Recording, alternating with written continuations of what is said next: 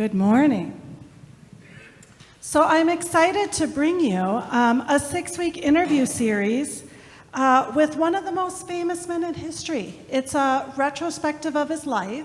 And so I would like all of you to stand up and cheer your loudest as we welcome Moses. Moses, welcome. Welcome, Moses. We're so excited to have you, Moses. Now, Moses, it's important that everyone hears you, so I'm going to give this to you. What do I do with that? You talk into it like I'm doing.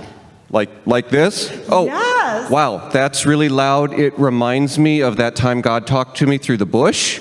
It was really loud like this. Yes. Well, Moses, your story is one of the most famous stories of faith in all of history. And we really want to learn more about it from your perspective. And really, it all starts with your mother, doesn't it? It does, in fact. Do you all know the story?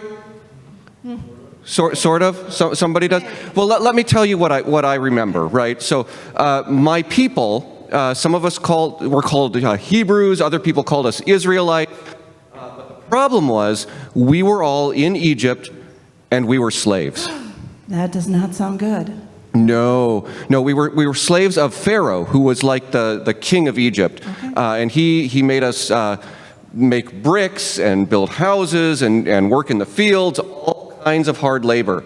And he really enjoyed having us as slaves to do all that. Oh, okay. So then what happened next? Well, despite the fact that we were slaves and having to do all this hard work, the Hebrew people continued to grow, and we got really, really numerous. And Pharaoh was afraid that there would be too many of us, and we would actually take over Egypt. So what did Pharaoh do? Well, Pharaoh decided to use his power as king to try and stop that from happening. He didn't want that to happen. So what he did was he pulled aside 2 of the midwives from the Hebrew. You guys know what a midwife is, right? It's the woman who helps a woman who's about to give birth. Right? Okay. Anyway, Yep. He pulled aside these two midwives, and he told them that if a Hebrew woman were to give birth to a boy, they had to kill it. That's terrible, Moses. Terrible. It is terrible, but you know what? They didn't do it. They were along with that. They were very brave, and in fact, the Pharaoh called them back in and said, "Why aren't you doing what I told you to? You're supposed to be killing all the boys." And you know what they said?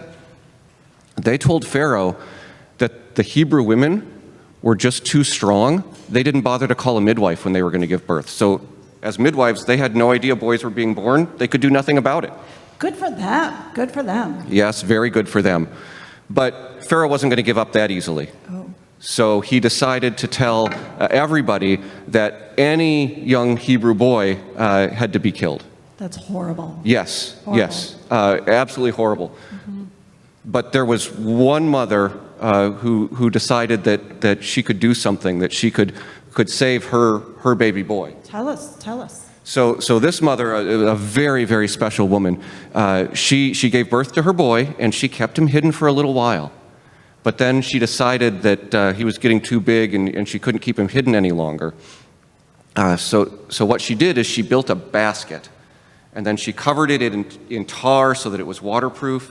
And she put her little boy in the basket in the Nile River down among the reeds and left his older sister to watch over the basket.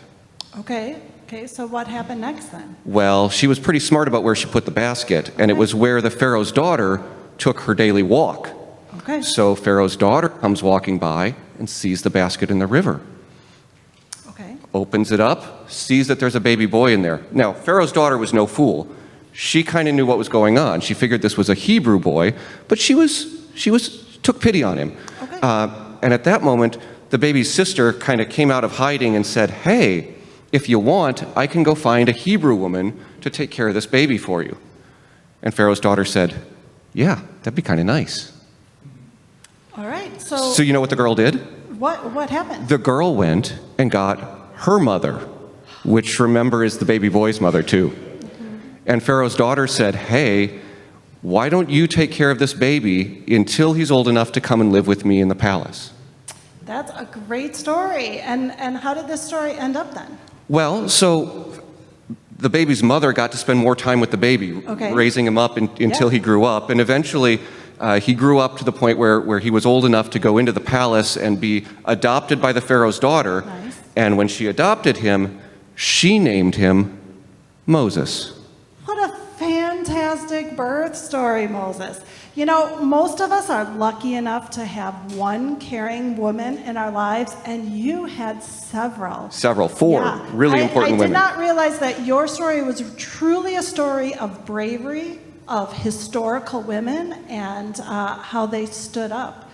Oh, yes. Yeah, exactly. Well, folks, I think this is a great point for us to stop because Moses is coming back next week. So if you can all thank Moses for joining us. And Moses, next week, we're going to continue your story with... Oh, great. But it's a story next week of arson, right? And intrigue and murder. And there's a lot that happens next week. Okay, all right.